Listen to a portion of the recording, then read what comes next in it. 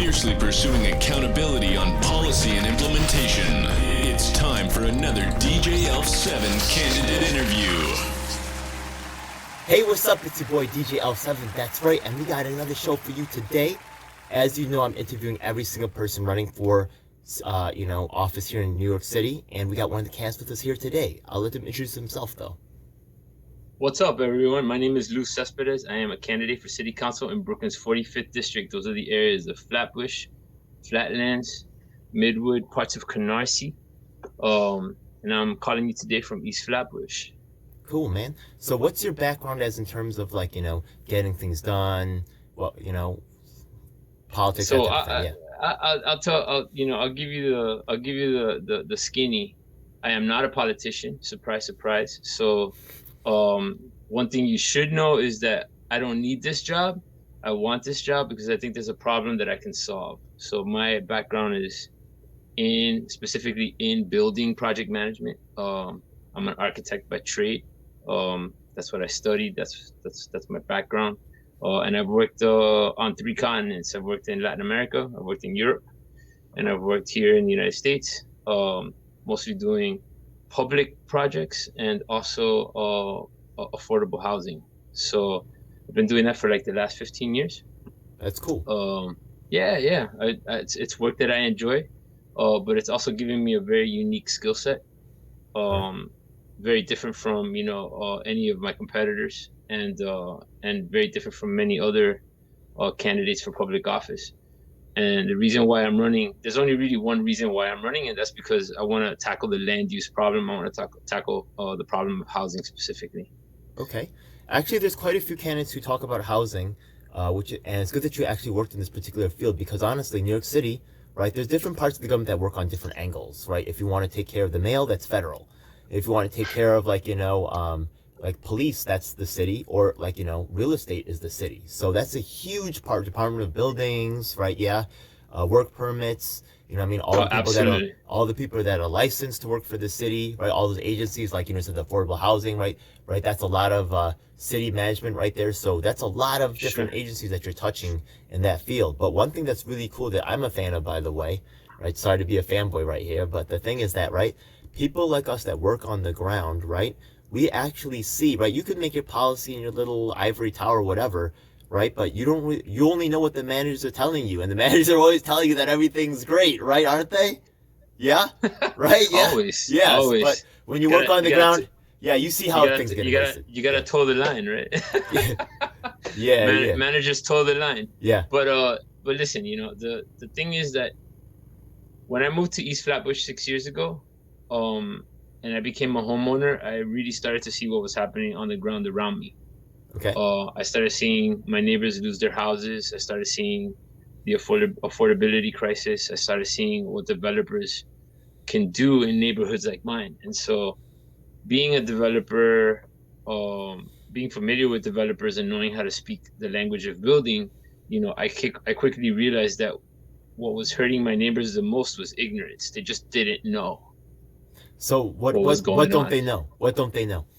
So, for example, they don't know that the value of the land that their house sits on is worth more than the house itself. Okay.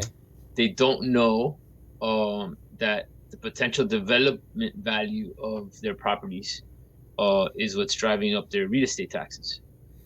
They don't know that the city of New York is purposefully taxing them at the max percentage because they are purposefully trying to take the bottom out of this community.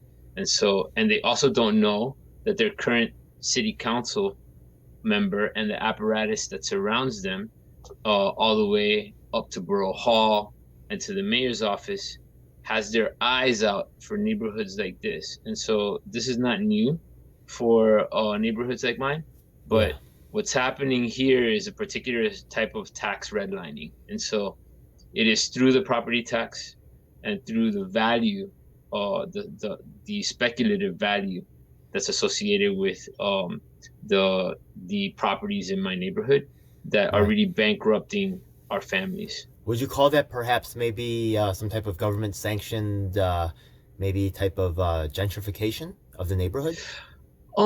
It is it is a type of gentrification. I don't throw around that word. That word has a particular meaning for me. Okay. Um, I'll explain that in a minute, but what it's certainly doing is it's taking advantage of disenfranchised neighborhoods with a regressive tax. And so that regressive tax is designed to spur development, right? Right. And so when you have development, um, particularly in neighborhoods like mine that are codependent on state subsidies or state tax abatements, then yes, it is a state sanctioned, it is a city sanctioned, um, uh, uh, uh you know, discrimination against, poor neighborhoods. And so what that's causing is the displacement, the incongruent displacement of neighborhoods like mine, where the average family household income hovers around $60,000 a year. Yeah. So actually, that means that they don't qualify for most affordable housing, then, right? Well, not only do they not qualify for most affordable housing, but most people in this neighborhood um, cannot afford to buy the houses that they live in, where they in a position to mortgage them. So, Right. they don't. You need to have six-figure income to buy into my community. So if 80% of the households are not making six figures, then you understand very quickly that people are house rich and cash poor. And if they can't hold, they'll fold, right? That's Yeah. that's the way it works. And they lose all their money too that they put They in, lose right? their money and they lose Yeah. their assets, right? Yeah, that's horrible. Yeah. So now I'm going to ask you some questions I've been asking all the candidates. Sure. You know, because I do have some different affiliations with different political organizations. One of them is, how you know who Assange is? Sure. Would you support freeing Assange? I think Assange is a very unique personality in the context of the late 20th and early uh of the late 20th and century and the early 21st century, right? I mean, this guy is a rock star and a villain. But I always support truth and transparency, and I think that what's happening to Assange is sort of like an aberration of justice, to be honest with you. Appreciate that. Appreciate that. Another thing is, how do you feel about UBI? Would you support So UBI? UBI is very interesting. I had a very difficult and complicated debate with Black Lives Matters during an interview for an endorsement about the subject. I know that Yang is a big supporter of UBI and something he's been pushing in New York City. Right. And I know that it's something he pushed during the presidential campaign.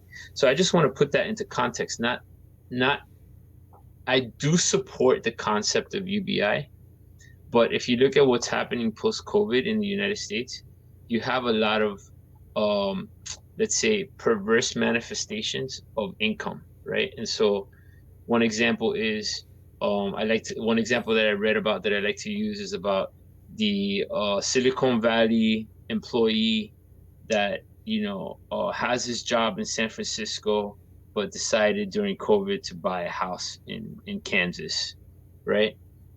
He's making San Francisco salary, but he's living in Kansas, and so he's spending a third of what he would normally spend in San Francisco, maybe less, right? How is that person taxed? And how do you make up for the fact that that person is taking money out of one state, bringing it to another?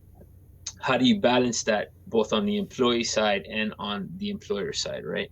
So UBI is a similar concept. Not everyone is going to make the same minimum wage. If you have a minimum wage, it should be adjusted for your immediate average medium income, right? So that's what's called an AMI. So if you live in Kentucky, and in Kentucky you need $1,000 a week, $1,000 a month to survive. In New York, you need $1,000 a week to survive. That UBI should be adjusted for the area medium income in which you reside. Sure. Right? And what I'd just like to comment on that is that often, right, as we talked about earlier with affordable housing, a lot of time that these programs that are meant to help the poor are often weaponized against the poor. So one thing that I Sure. really appreciate from candidates that I am supportive of, are the ones that take a more nuanced approach. And people that are kind of new in the game or don't really understand things will just blindly say yes to everything, right? Or not really deeply understanding. But people that have really implemented programs and solutions before understand the caution and the necessity of proceeding forward together with a thoughtful plan and analysis. And I really appreciate that. And I think that a lot of people in Yang Gang could really learn from, right? Remember that he's overall for UBI, but he brings up some really important parts, and it does matter. Implementation is key. No So policy can survive poor implementation. let me just tell you Yeah. let me just tell you something about about Yang, which I find refreshing, is that Yang is probably one of the few candidates, whether you agree with him or not. Certainly, sometimes I disagree with him. Is that he brings sort of like a no nonsense, in your face kind of like fresh perspective, right? And it always doesn't always pair with what the expectations of old time New Yorkers, Yeah. right? But what he's doing is he's translating very complicated issues into consumable sound bites. And so, if you're smart, you can parse what he's saying, and you can really drill down. I think he's been forced to answer some difficult questions about the UBI application in New York City. And I think that that's fair. I think Yeah. he's also come back with some pretty clever answers. So Well, we'll have yeah. to see what the voters decide. Actually, it's funny because I'm actually leading protests against Andrew Yang, right? Yeah, which is funny. Yeah, but yeah, Oh yeah, hey, it is see what what it I is. mean? Yeah, but the thing is that I agree with you, like about the intelligence of bringing up the sound bites and stuff like that. I do feel like that was the old Yang. I do feel like new Yang has made some significant changes more recently. So I know you've probably been busy running your own campaign, but there's definitely things. But that's not. This ain't about him. This is about really you. So, but that's just a little side, just so you know. Well, Right? hey man, we're all running together, so Yeah. we're in the context of that conversation. Unfortunately, we're running Yeah. in a mayoral election, Yeah. so I'm that's still bringing up just the UBI too because honestly, like I'm definitely Yang Gang, right? Yeah, but I found some recent things by Yang super disappointing. So really, right? But I still consider myself Yang Gang. I like the ideas. So I mean, that's just where well, I you come from. can never let the perfect be the enemy of the good, So Yeah. there's a lot of interesting candidates out there. Yeah, yeah. If it wasn't personal, yeah. If it didn't become personal, then we probably could be still working together. But they made it personal, yeah. So it's God, I really hear you, dramatic. man. Yeah, it happens. Yeah, whatever. So, Yeah. but I'm still asked about UBI, right? So what's up? Anyways, yeah. Let's get to the next question. Anyways, yeah. So look, a lot of people are wondering about this reopening thing. What is your timeline? What do you think about reopening?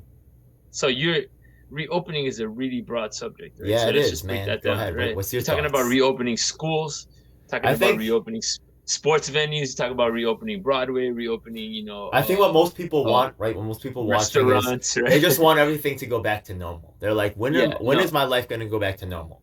So let me tell you, I work at home. I'm privileged to work at home. I understand that. I am grateful, and I understand the responsibility of that privilege every day. There are a lot of people that put themselves on the line that make a lot less money than I do, and they're the people that deliver my food, and they're the people that that I depend on in order to make my household work. So first, kudos to them. And as someone that works from home, I spend a lot of time thinking about how to make those people's lives better. So when we talk about reopening, I have a very uh, complex view of how that should be done, not only from a public health perspective, but also from an economic perspective. So my sense as someone that works from home is that you cannot put the genie back in the bottle. Things will never be the same way they were. Okay. Okay.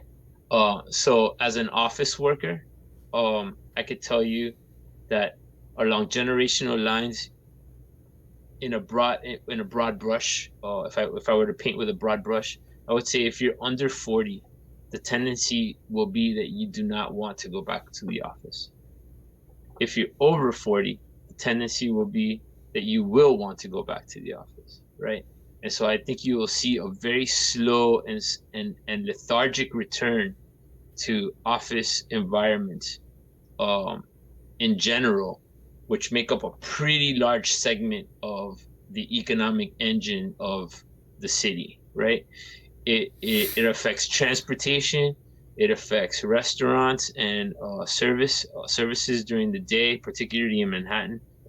It affects how you lead your life between the hours of 6 a.m. and 9, and how you how you manage your life after the hours of 6 to 10, right? Yeah. And so what's happening now is you're starting to see the very slow transition from a brick and mortar economy in New York to a virtual economy. And so you're going to continue to see a great dependence on, you know, virtual and digital services like Fresh Direct. You're Right. going to continue to see more, DoorDash. You're going to continue to see more Uber Eats, right? That's not going to go away. You add that to the Amazon effect, and you add that to the fact that many small businesses were crushed through the pandemic, right?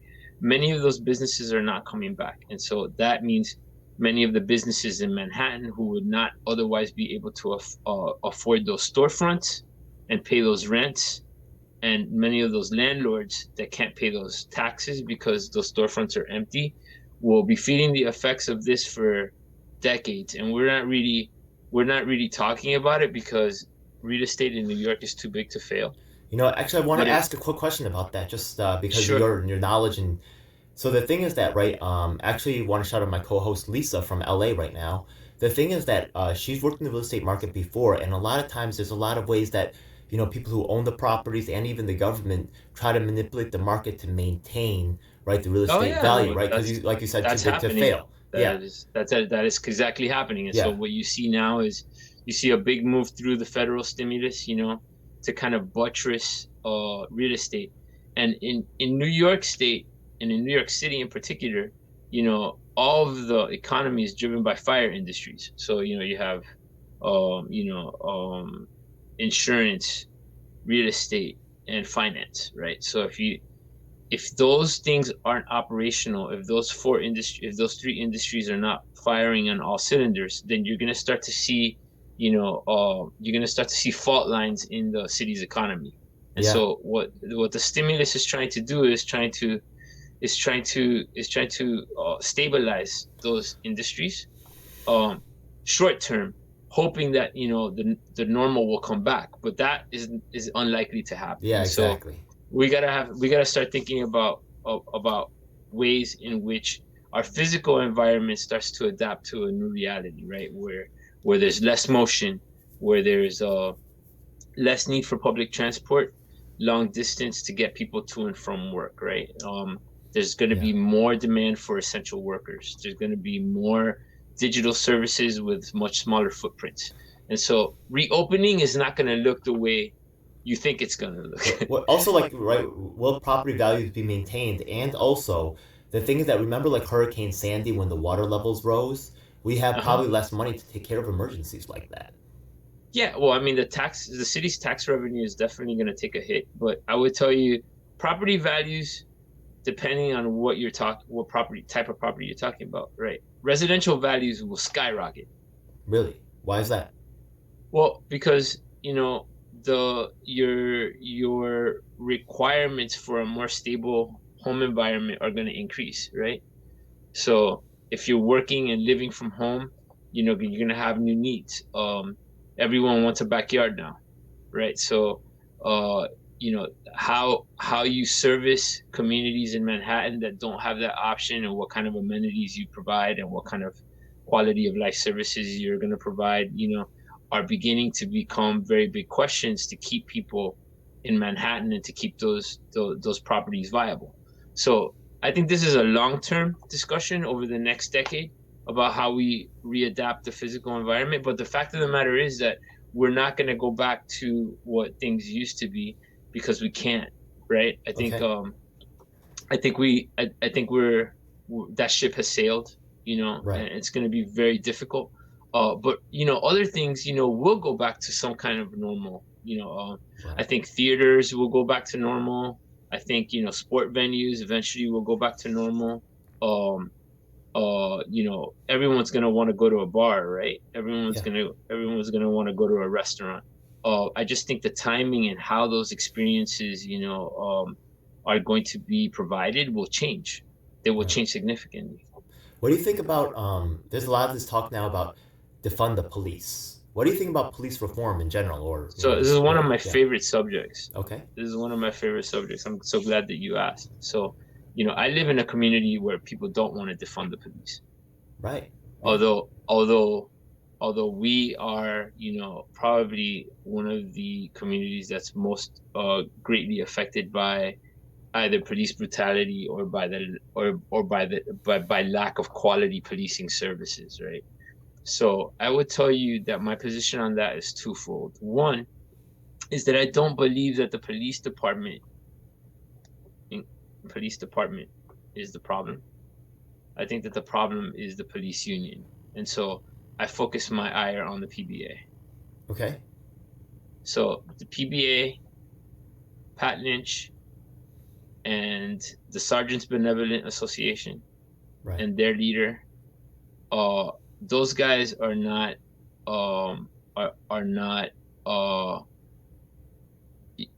reliable Honest counterparts. actors. Maybe honest Yeah, actors. they're not reliable counterparts in the discussion about police reform. So you can't have a discussion about police reform when those two guys are in the room. So I think that any discussion about police reform is moot if the PBA is in the room. We just can't have it. But what about the police union? Is that the police union, police benevolent association? The PBA is the police union. It's hard to make a case against having organized labor be a part of a negotiation. Right. And so, when we're talking about the union, that's to say that rank and file police officers are bad people. Let's just suspend our belief on that for a second. And I'm only talking about two people that lead these unions that need to go, right? We can't have a conversation with Pat Lynch. Okay. Because that guy sets the culture for the union, and he sets the culture for the police department. So, if he's there, then we don't have a reliable interlocutor to have a rational debate with about reform. But that being the case, right? If we were to get past that hump, I would say that my plan is for 3 million over 5 years. I would say, 3 billion over 5 years. So we need to ramp down the NYPD budget to 3 billion from the current 6 over 5 years. So that means that we're going to draw down $3 billion over 5 years, and we're going to allocate that money into other programs that would benefit youth. So that money has to be earmarked directly for youth programs in communities that have high prevalence of gang and gun violence. So wait a second. It sounds like you're saying that you want more police coverage, but you also want to, some way, defund the police. No. I don't want coverage. I'm not saying, I think we have sufficient coverage. I'm saying is we need less police officers and better quality policing. Okay, yeah.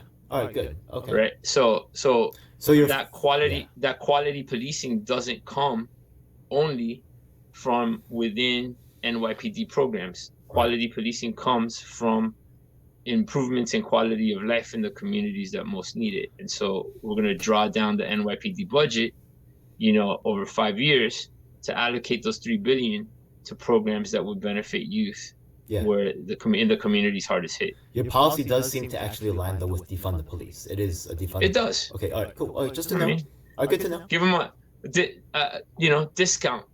Right. I call it a police discount, right? Okay. We're a defund. I'm not a abolish the police guy. I'm not. I try to be even keeled and rational about these discussions. The $6 billion budget for the NYPD funds a paramilitary police department. Yeah, they go too far. We don't need a paramilitary police department. We do need an anti-terrorism task force within the NYPD, and that should be funded. But we do not need a paramilitary police force. Yeah, it's used for other things too. Like I think they have well, let's not even, I know some international forces sometimes come and train the cops here and stuff like that. It gets into like international contracts and stuff, all kinds of weirdo stuff. So Oh yeah, it was yeah, just it's crazy. yeah, It's crazy. it's crazy. I say But, I say without reservation that that the NYPD is probably second only to the Israeli Defense Force.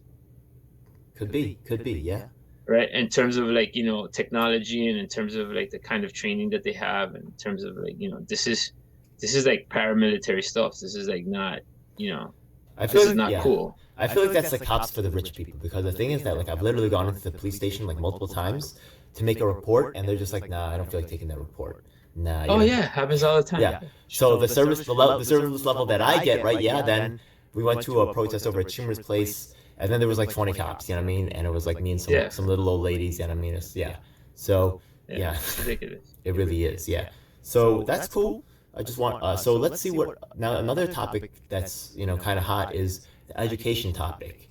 They're thinking about getting rid of the SHSAT. That's one hot one, right? Yeah. There's some kind of clamoring for, you know, getting rid of, you know, or starting getting rid of, or instituting some type of like racial, you know, equality type things at you know, what are your thoughts about that whole, you know, education thing? And there's also CUNY going on. I mean, right?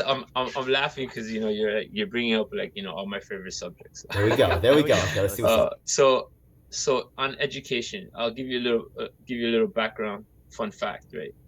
I grew up, you know, working class. My parents, you know, were not rich, but they were professionals, you know, low paid professionals in the medical industry. My mom's a nurse. We lived in a, you know, in a very, I would say, rough community in Miami when I was a kid after my parents divorced. I was born in New York. I just want to make that disclaimer. Okay, I was raised in Miami after my parents divorced, and you know, I grew up in a very tough environment. But what saved me was that I got into a gifted and talented program, and so, you know, I went from practically from third grade all the way to high school, you know, in a fine arts program that got me a scholarship to go to college here in New York. I went to school at Pratt Institute, and I had a full ride at Pratt because of my training in fine arts. Okay. That's an opportunity that should be given to every student, and I believe in gifted and talented, and I believe in public school. I believe that that's something that should be offered in public school. However, the public school system in New York City is the most segregated school system in the country. That should be lost on no one. And there are built-in inequities in the New York City public school system, and I am a big advocate. If there's anything that I want to defund, I would say it right now, is that I would want to defund New York City public schools. You have to starve the beast. We need an alternative to New York City public schools because this is just not working. It's not working for Black students, and it's not working for Latino students, but there are a myriad of reasons why it is working for white and Asian students, and we should get to the bottom of that because I think we have a lot to learn from each other, right? So to villainize, I know it's not a popular term anymore, but you know, to villainize Asians that have extremely high work ethic and that are, you know, and that have very demanding parents that are just, you know, culturally trained to keep, you know, very high study standards, is something that we just need to understand and that we need to adopt, right? How you do that is by allowing students, all types of students, to work side by side, and by bringing down the barriers that permit for segregation in public schools.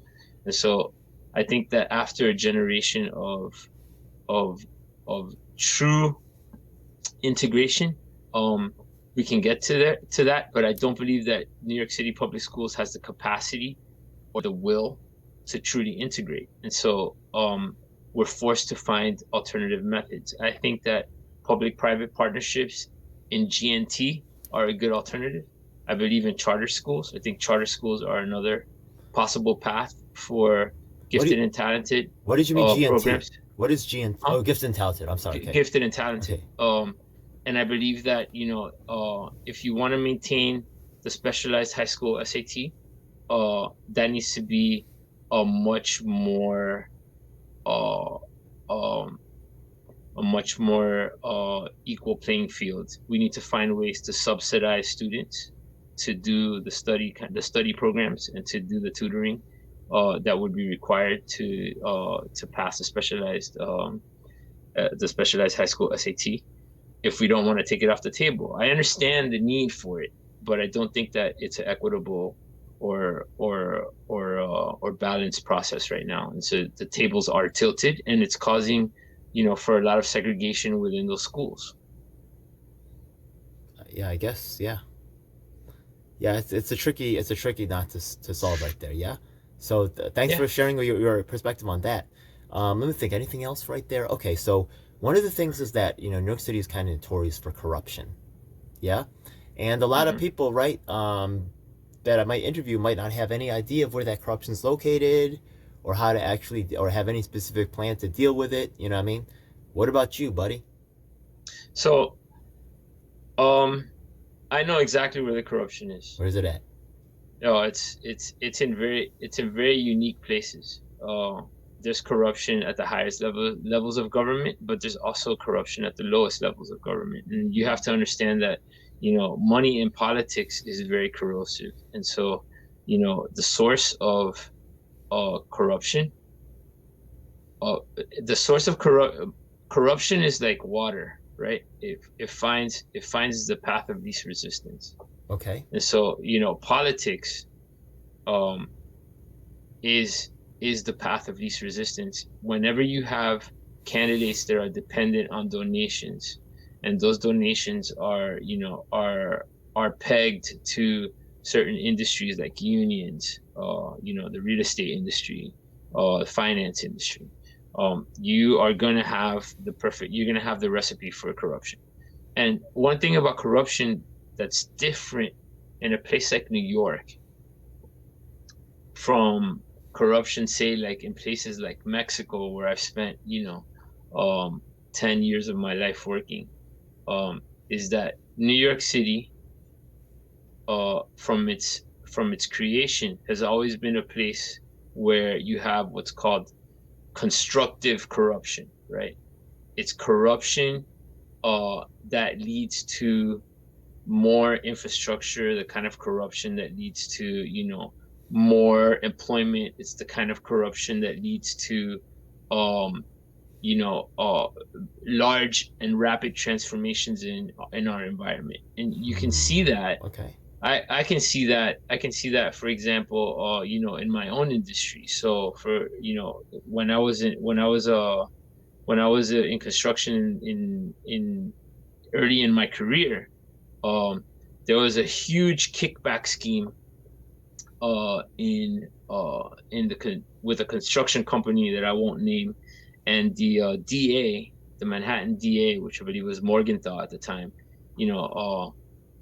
basically dropped the hammer on the construction industry, and took out all of this graft money, which was basically being going in the form of kickbacks to these contractors to get buildings done in half the time, right?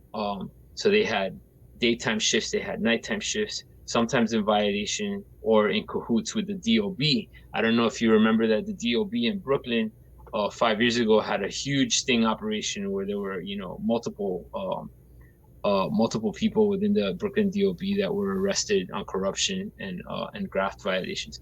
And so, corruption in New York City has a very unique history. To stop that corruption would take an enormous force, right? And that force needs to be applied at pressure points that would immediately distort the need for corruption. One of those pressure points is politics, right? One of those pressure points is the donation structure of industry to candidates. So if you disassociate those two things, you really take a very big step in eliminating the most harmful types of corruption, right? That's the type of corruption that doesn't let us get to affordable housing. That's the type of corruption that doesn't let us get to equity in our schools. That's the type of corruption that doesn't let us get to real community policing.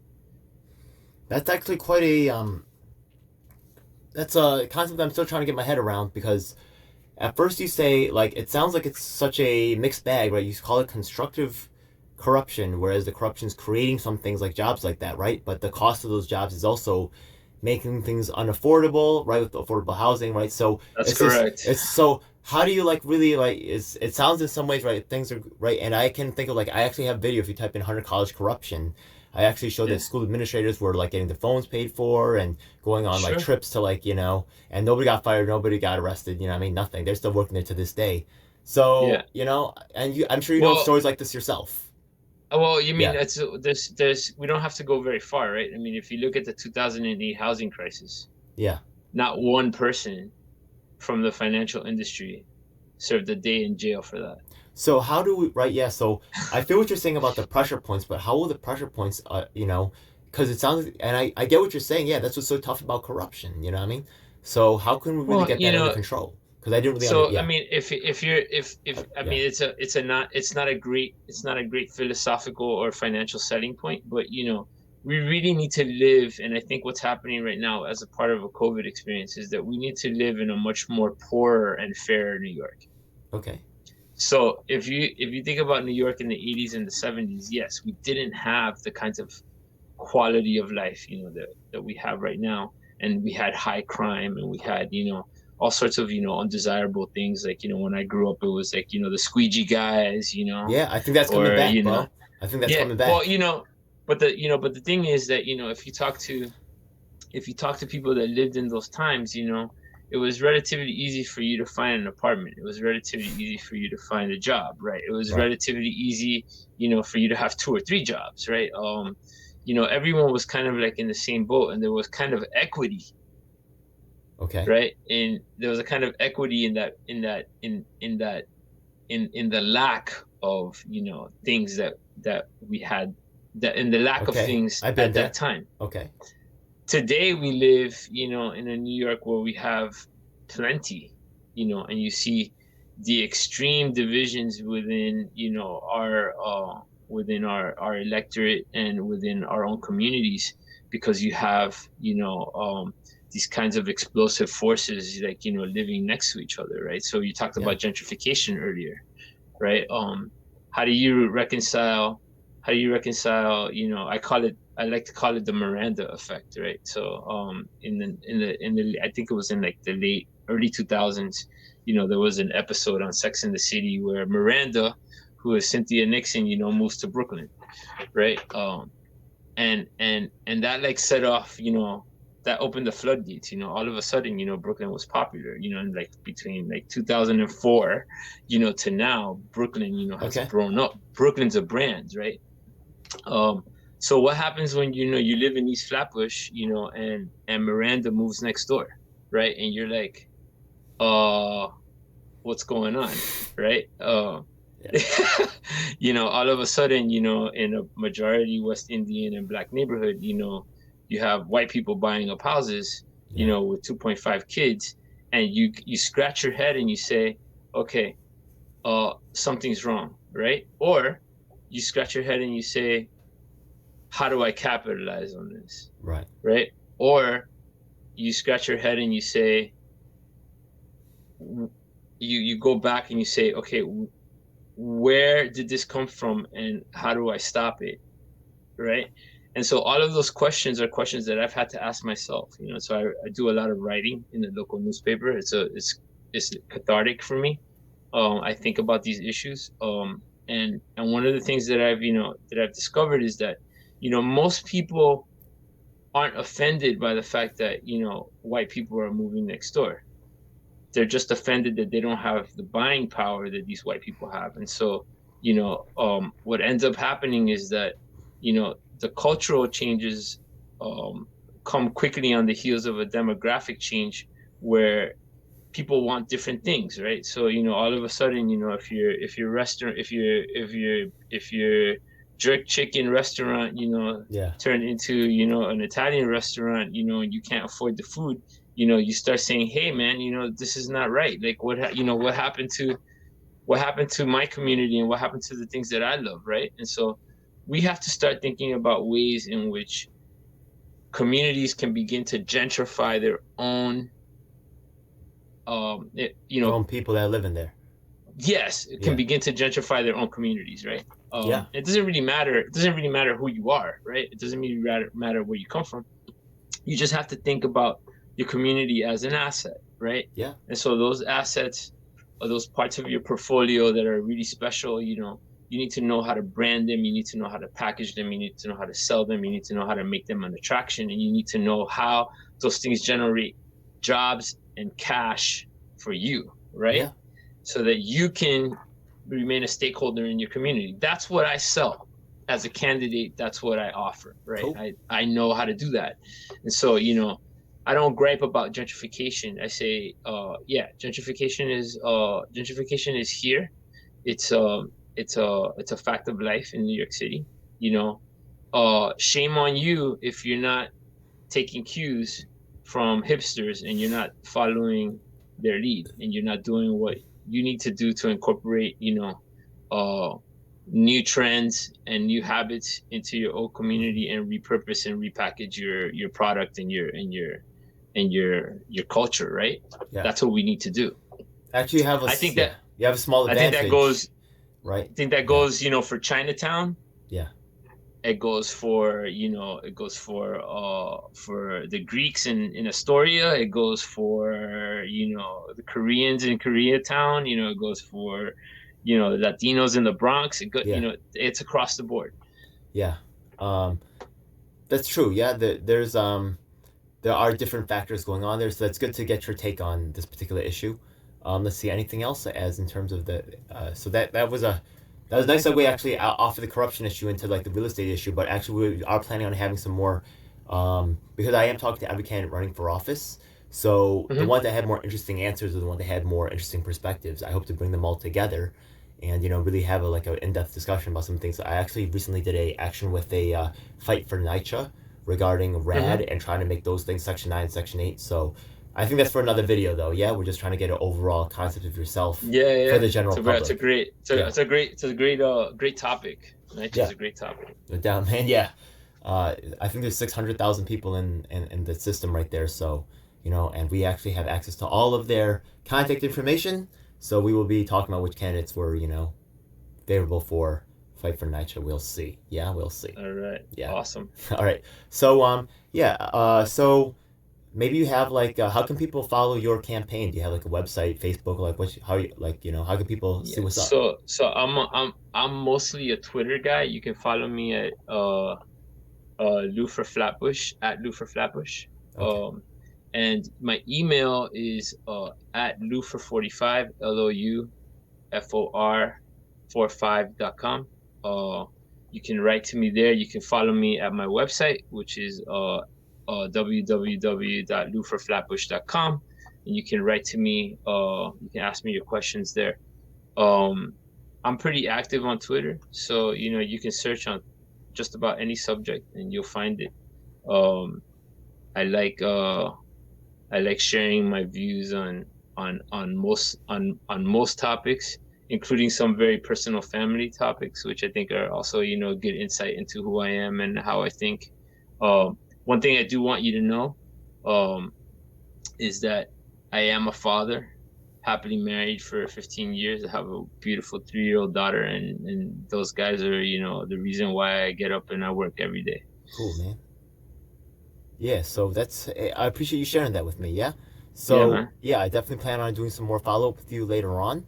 But this is, and you're running on the independent line, am I correct? I am. I'm running on the independent line, kind of like holding out for the vaccines. Okay. It was dangerous to do the petitioning. I was against the whole petitioning thing, for the primary. And so, as luck would have it, the window for independent nominations is open. It opens in a couple of weeks, and I plan to actively, petition for independent as an independent. Incredible. Yeah, that sounds great. So, yeah, hey, thanks for sharing. And, I hope that a lot of people check this out. We're interviewing once again every single candidate running in New York City. This is the man right here representing Flatbush. You know what I mean? Hold it down, man. Yeah. All right, brother. Thank you. Thanks again, brother.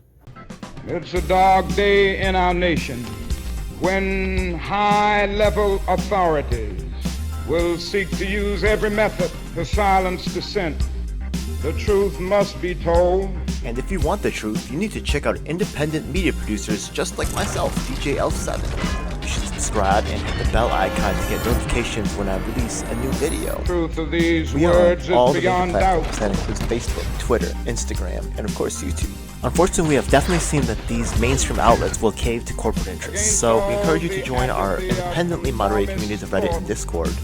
We also encourage you to subscribe to us on BitChute and Daily Motion so you can see the content that YouTube doesn't want us to let you see. Hey, now it's time for the most important part of the video. That's right. It's time for us to tell you about the Taking Action Group. Do you need an activist? Or maybe there's no activists around willing to help you with your cause and you need to learn to become an activist. That's exactly why we're here. Every week we get up with people from across the nation, in fact even sometimes internationally, and we develop strategies and a game plan to address the issues that are affecting all of us. Every week myself from New York City and of course my co-host Lisa from Los Angeles provide a coast-to-coast perspective on what's going on in the country. If you want to donate to help out with expenses, travel, equipment, stuff like that, then I definitely appreciate it, and you can hit us off at Venmo or PayPal. Thanks a lot. Hey, by the way, we also have a merch store, so check it out. Oh my goodness, it seems like you've reached the end of the video, so make sure you check out some of our other videos, make sure you subscribe. This is your last chance to do so thanks a lot, and looking forward to seeing you on the next one. Hope you guys enjoyed. Please comment below if you have any questions or issues you'd like me to address. And if you're an activist, the time to make things happen is now.